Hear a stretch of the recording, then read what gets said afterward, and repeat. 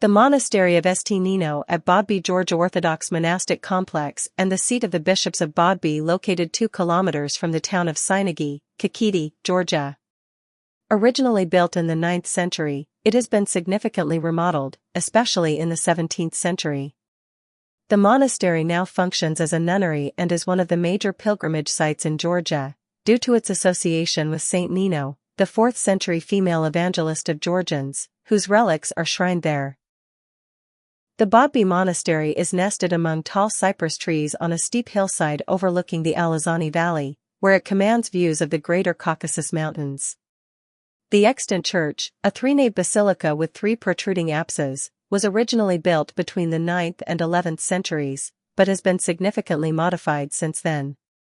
Both exterior and interior walls have been plastered and bear the traces of restoration carried out in the 17th and 19th centuries.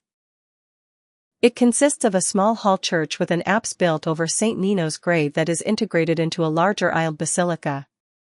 A freestanding 3-story bell tower was erected between 1862 and 1885.